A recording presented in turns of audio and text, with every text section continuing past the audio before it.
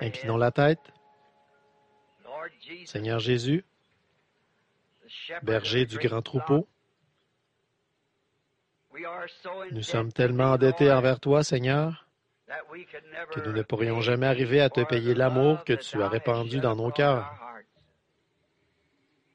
Nous nous sentons si indignes, tandis que nous courbons la tête et que nous nous tenons en ta présence. Nous te demandons de nous purifier de toute faute et de tout péché. Nous te prions de fortifier nos corps aujourd'hui. Il y a beaucoup de malades et d'affligés, comme le montrent ici les mouchoirs et les requêtes qui nous arrivent par téléphone et de partout.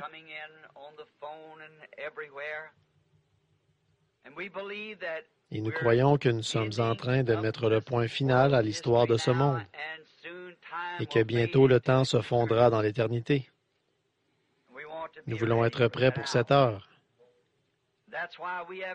Voilà pourquoi nous nous sommes assemblés ici ce matin, dans le but de nous préparer pour ce moment-là. On m'a dit que beaucoup sont en liaison téléphonique avec nous ce matin, un peu partout dans le pays, d'un océan à l'autre. Où que parvienne notre voix, puisse ce petit groupe être béni. Guéris ceux qui sont malades parmi eux, et je te prie de purifier leur âme de tout mal. Aide-nous ici au tabernacle ce matin, afin que nous aussi, nous puissions jouir de ce grand privilège.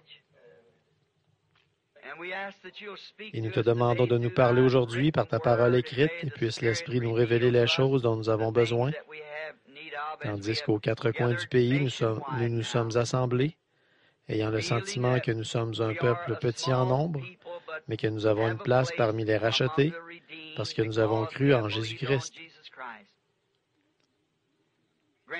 Accorde-nous ces choses, Seigneur, et quand nous terminerons le service et que nous retournerons à nos foyers un peu partout dans le pays, puissions-nous dire, comme ceux qui revenaient d'Emmaüs, notre cœur ne brûlait-il pas au-dedans de nous lorsqu'il nous parlait en chemin?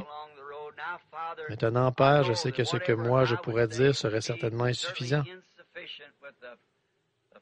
Avec les braves chrétiens qui, d'un bout à l'autre du pays, sont maintenant à l'écoute, ce ne serait pas à la hauteur. Rien de ce que moi je pourrais dire ne pourrait faire aucun bien, parce que nous sommes tous dans la même catégorie. Nous sommes des humains, des mortels, et que ce soit le grand Saint-Esprit qui parle. Puisse-t-il prendre la parole et simplement se révéler? Nous comptons sur lui maintenant, au nom de Jésus. Amen. Vous pouvez vous asseoir.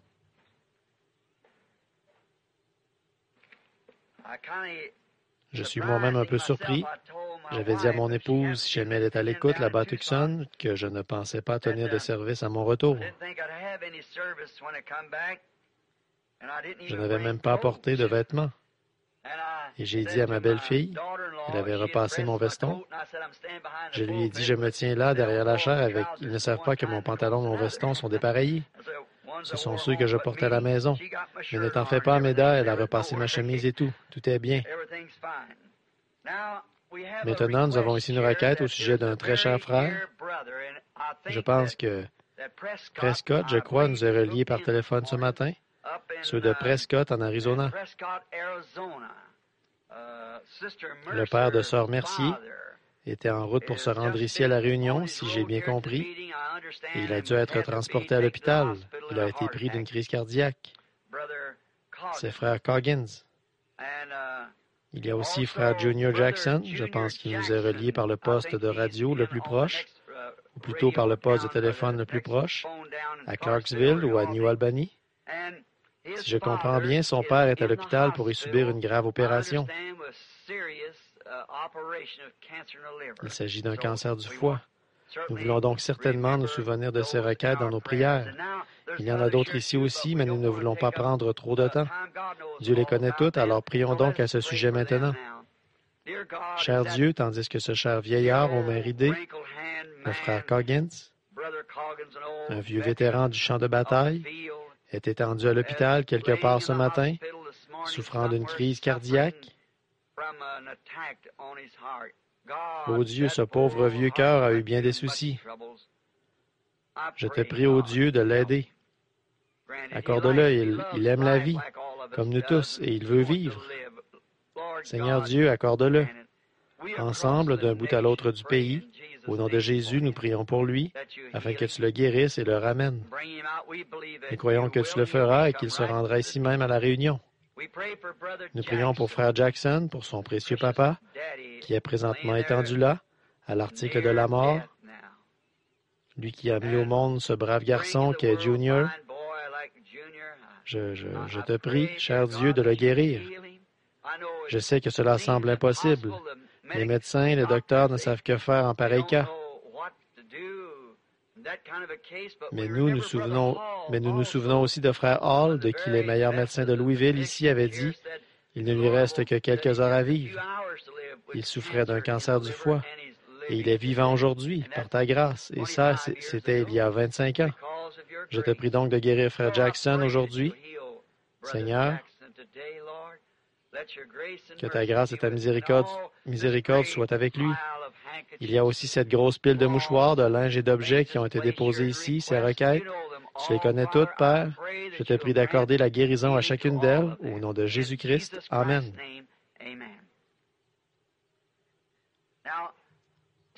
Pour commencer ce matin, je vais dire que premièrement, je ne pensais pas être là dimanche dernier. Et puis, quand nous avons annoncé que je viendrais, Frère Neville m'a fait prêcher.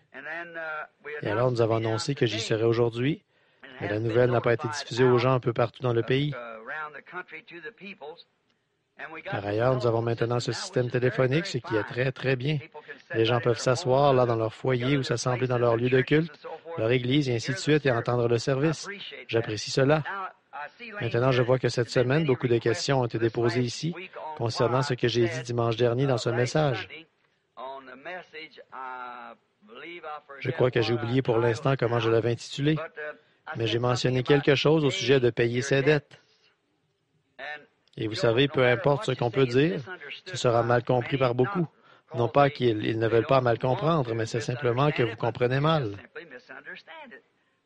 Et maintenant, quelqu'un a dit, devrions-nous acheter une voiture? Ou bien, que devrais-je? Or, ce n'est pas à cela que Jésus a fait allusion, ou la Bible, là, qui dit ne devez rien à personne. Il s'agit de dettes qui traînent et que vous pourriez payer. Payez-les. C'est ce que signifie ne devoir rien à personne. Cela ne veut pas dire, car bien entendu, nous devons notre loyer, notre compte de téléphone, et quoi encore? Nous devons ces choses et nous les payons. Mais une vieille dette qui traîne et que vous pourriez rembourser, réglez-la. Voyez-vous, ne laissez pas quelque chose comme cela en suspens. Je me souviens d'avoir été malade à un certain moment dans ma jeunesse. Je suis sorti de l'hôpital avec une dette d'environ 2000 $. Il y avait à l'époque la pharmacie de M. Swaniger. Je lui devais une facture de 300 à 400 $ pour des médicaments. Il ne me connaissait même pas. Et cet homme, je suis allé le voir, je ne le connaissais pas, et il les livrait de toute façon. Il n'a jamais refusé de le livrer. Je lui ai dit, je suis en dette avec vous. Et j'ai dit non pas Swaniger, mais je crois qu'il s'agissait plutôt de M. Mason, là à l'angle de l'avenue Court et de la rue Spring. Et j'ai dit, je suis en dette avec vous. Et je suis encore terriblement faible, mais j'essaie d'aller travailler. Maintenant, si je ne peux pas vous payer, je venais juste de devenir chrétien. J'ai dit, Monsieur Mason, j'ai en premier lieu un devoir envers Dieu, je lui dois ma dîme. Je veux premièrement lui payer ma dîme. Et j'ai dit, et mon devoir suivant, c'est de payer mes dettes.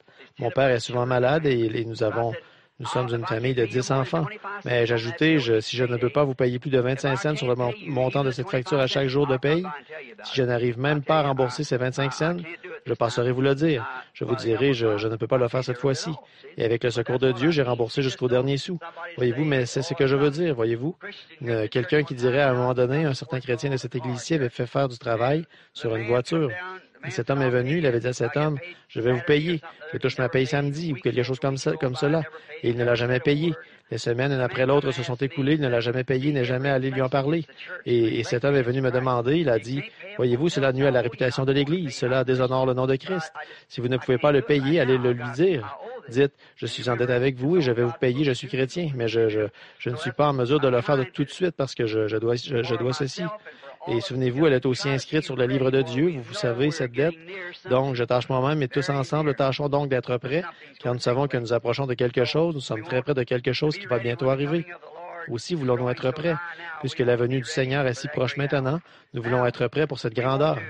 Bien, nous désirons maintenant nous préparer à parler d'un petit sujet que j'ai choisi, avec l'aide du Seigneur, pour ce matin. Et nous parlerons le moins longtemps possible à cause des gens qui nous sont reliés par téléphone. J'espère que vous avez tous, aux quatre coins du pays, une belle matinée comme celle que nous avons ici en Indiana. Il fait beau et frais. Nous avons du beau temps depuis qu'il a plu. Un temps superbe.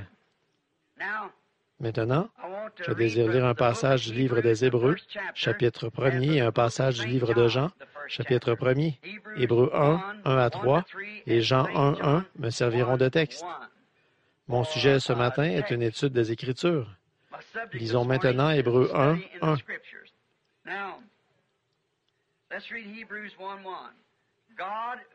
Après avoir autrefois, à plusieurs reprises et de plusieurs manières, parlé à nos pères par les prophètes, Dieu, dans ces derniers temps, nous a parlé par le Fils, qu'il a établi héritier de toutes choses, par lequel il a aussi créé le monde,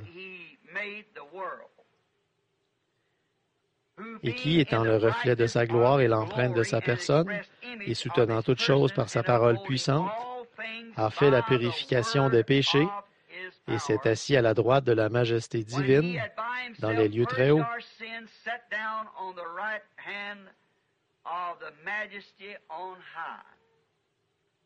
Quelle lecture magnifique! Maintenant, Jean 1, 1. Au commencement était la parole, et la parole était avec Dieu, et la parole était Dieu.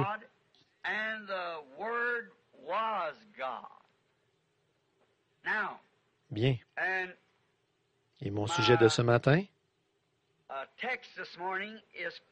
est Christ est révélé dans sa propre parole. Ce qui m'a décidé à parler là-dessus, c'est que, sachant que ce que nous disons ne doit pas simplement être dit parce que nous sommes assemblés pour parler de n'importe quoi au hasard,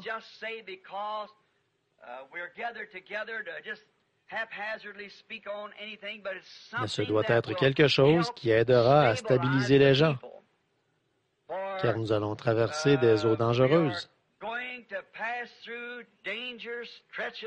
perfides. Nous sommes déjà en train de naviguer à travers elles. Parfois, j'imagine bien que vous devez ressentir la même chose que moi. On dirait que tout cela est en grande partie bien angoissant. Je parlais à un jeune ministre de l'Évangile et à son épouse dans la pièce il y a juste quelques instants. Et tous deux sont nerveux, comme le reste du monde, comme tous les autres êtres humains de cette terre. J'ai dit, rappelez-vous, Satan va vous frapper, vous donner un coup. Peu m'importe qui vous êtes, Dieu, il a droit à ce coup-là. Quelle forme préférez-vous qu'il prenne, ce coup? Que vous soyez aveugle ou arthritique et condamné à rester assis dans une chaise ou bien nerveux? Voyez-vous, il a un endroit quelque part où il peut vous frapper. Il a droit à ce point vulnérable. Voilà l'endroit que vous devez tenir couvert tout le temps. Et de voir cet âge nerveux dans lequel nous vivons, je pense que les bandes de la semaine dernière vous révéleront les choses horribles dont nous parlerons un de ces jours. Lorsque nous pourrons trouver un endroit assez grand, l'ouverture de ces derniers fléaux qui seront déversés sur la terre, ou plutôt de ces coupes, du déversement des coupes et des 7 tonnerres, et ces spectacles horrifiants qui vont apparaître sur la terre.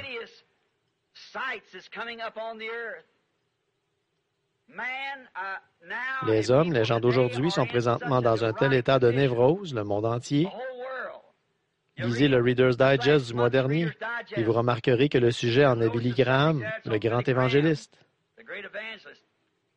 Il était devenu tellement fatigué qu'il ne pouvait même plus tenir ses réunions, alors il est allé à la clinique Mayo pour un examen médical, et il n'avait rien, seulement semble-t-il qu'il ne travaille pas assez fort. Ils lui ont donc prescrit la course à pied, l'exercice physique. Il court 1 000 par jour. L'article ajoute ensuite que la science a prouvé qu'aujourd'hui, les jeunes enfants, les petits garçons et les petites filles, parviennent à un âge mûr à l'âge de 20 ans. Et à 25 ans, très souvent, dans bien des cas, les jeunes filles ont déjà passé la ménopause, à l'âge de 25 ans. Je ne sais pas si vous en avez eu connaissance ou pas, mais l'autre soir, tandis que le Saint-Esprit parlait ici à la réunion, il y avait une petite fille assise juste là, et c'est exactement ce qu'il a déclaré qui n'allait pas chez cet enfant. Je l'ai regardé une seconde fois, j'ai regardé encore, et j'ai vu ce que c'était. Je me suis dit, c'est impossible, cet enfant est trop jeune. Mais c'est bien ce que c'était, la ménopause. Elle avait peut-être 20 ans, 23 ans ou quelque chose comme cela. Voyez-vous, ma mère et votre mère ont passé cet âge-là à 45, 50 ans. Ma femme a passé cet âge-là vers 35 ans. Et voilà qu'à présent, c'est 20 ans. La race humaine entière est pourrie. Mais alors, si l'être physique de notre corps se détériore à ce point, à force de manger des aliments hybrides, à force de tensions qui le font pourrir, tout cela ne fait-il pas aussi pourrir les cellules du cerveau? Nous pouvons alors comprendre comment les femmes peuvent sortir nues dans la rue. Nous pouvons comprendre comment elles peuvent filer à toute allure dans les rues à 120 000 à l'heure. Et toutes ces choses, c'est au point que la nation entière, le monde entier, pas seulement cette nation-ci, mais partout, tous sont finis au point de vue mental. Et puis, le Seigneur voulant... Shalom. Si cette vidéo a été une bénédiction pour votre vie, aimez, partagez et abonnez-vous à notre chaîne YouTube. Dieu te garde, chers frères et sœurs.